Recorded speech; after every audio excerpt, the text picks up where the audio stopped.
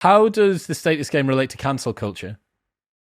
Well, I mean, it's very much so. The internet mobs, I think, are a dominance virtue game. It's about threat. It's about coercion. It's about you will follow the rules of my status game Also, and virtue respect them. signaling on the side of Yeah, the canceller as well. absolutely. Yeah, and yeah, and I think I think probably the most interesting thing, the idea that really made sense of cancel culture for me was this idea called the tyranny of the cousins. And the chapter about internet mobs is called the tyranny of the cousins. And this was a real surprise to me. So it's this idea that the groups in which we evolved very often, not always, but very often didn't have like a big leader, big man leader at the top who was in charge. And, that was really surprising to me because when you look at human life today, there's leaders everywhere. We seem to love leaders, but they weren't. And so there was no sort of big single leader that was in charge of everything.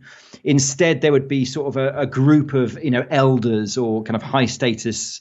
They were relatively egalitarian groups, but relatively high status people that would gather together to make decisions at certain times. And,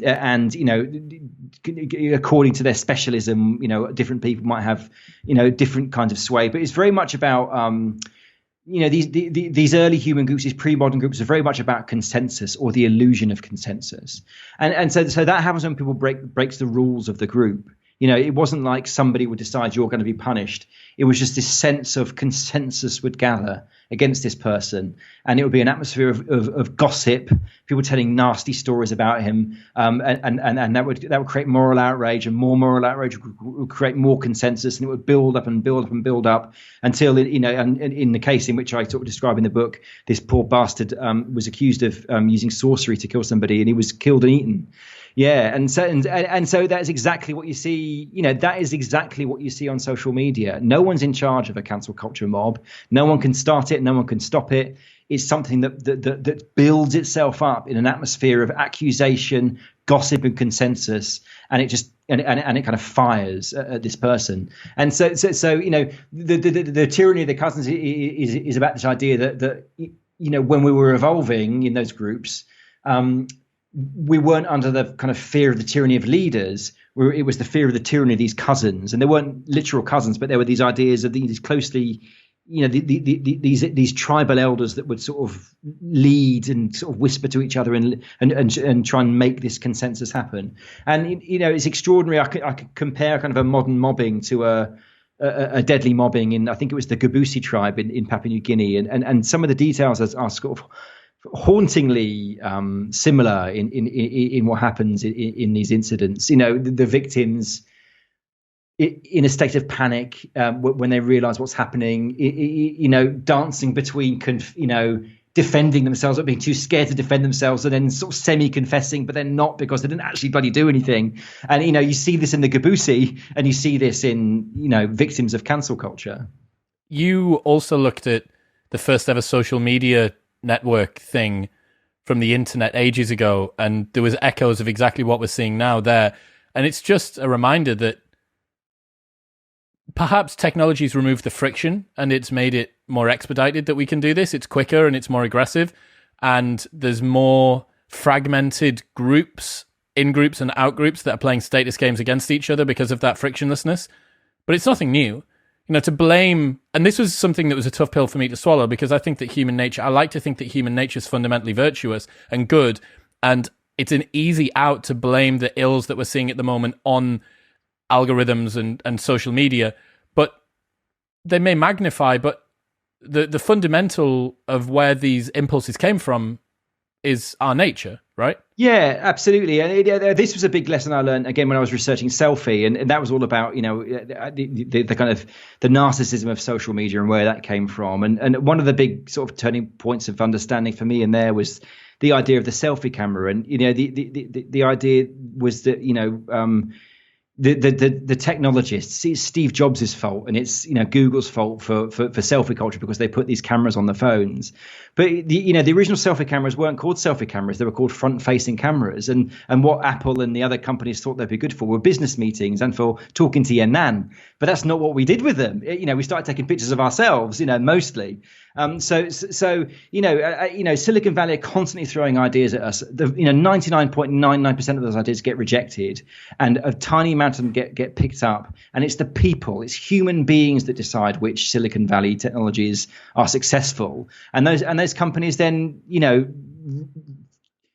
tune their platforms and devices around what we want. And what I found in selfie is exactly the same as what I found when I was researching the status game and social media.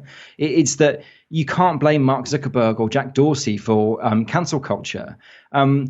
The first kind of social media site, as we would recognize it today, was the Well, which was formed back in the 1980s, still when people were having to do that thing with their phones, like off war games. I don't know what it is, a modem. So it was a very small group, and when it got to about 500 users, so the Well was a bit like Reddit. So it was the idea was like. People, it was mostly people in California. They would gather around little interest groups, and they would just play little status games talking about wine or the eco stuff or whatever it was. And when it got to about 500, this individual arrived who just basically hated men and was just firing off all this anti-male invective constantly. And and they kind of mobbed around this person. It got them kicked off the platform eventually, deleted as many of this person's entries as possible. So it was all there, and this person was gender non-conformist, so biologically female, didn't identify as man, but used male pronouns and used a male name. So slightly complicated. But I just thought it was extraordinary that in 1986 there was cancel culture. They were arguing about pronouns, all the stuff that we see today, and that we often blame on Mark Zuckerberg or Jack Dorsey, happened in the very first social media website. And to me, that just shows, what is Twitter? It's status games. You bring people together, you connect them into communities, they start competing for status, and with each other and against game versus game, and that's what and when that started working for Twitter, of course they molded their technology around these things, but they didn't create it. It was inevitably what was going to happen. I quite this one of the other things I wrote about in Selfie and also in this book is it's this kind of utopian technologist idea, the Wired magazine ideas from the 90s and the early 2000s, the vision of the internet, which is when you connect everybody together, it's going to be this utopia, no hierarchy, no disagreement, everybody getting on together. And it's just the opposite of what happened. And it's the opposite of what happened because it's human nature. That's what we do, for good and for ill. That's what we do. As individuals, is it low status behavior to talk openly about status? Like, is acknowledging status motives a low status signal? Yeah, that's a really weird one. It obviously is. People don't like to think of themselves as only do this for status. It's a terrible. We readily recognize it in our enemies, but we hate recognizing it in ourselves. And and I think it's really this idea of the storytelling brain. If the subconscious truth of us is we just all out going for connection and status, as well as those other drives, sex, food, all that other stuff, enabled by status. Yeah, yes, and the kind of conscious experience of life we have isn't that we tell this heroic story about ourselves, and so in several books I've talked about the idea of the brain as the hero maker. It takes all the messy realities of our day-to-day life and conjures this heroic story of self that explains who we are in the best possible light. And and increasingly the way I've come to see that kind of story is it's almost like a sales pitch to both to the people with whom you share your life. You really believe it's true. You've got all these biases and prejudices which distort reality. We even misremember our past in such a way that makes us feel more heroic. So I think it's that kind of sales pitch, that story that is actually the conscious experience, is so resistant to this idea of status because it doesn't want to think of ourselves as that. It's a hero maker. It wants to say, no, I want to change the world. I'm a good person.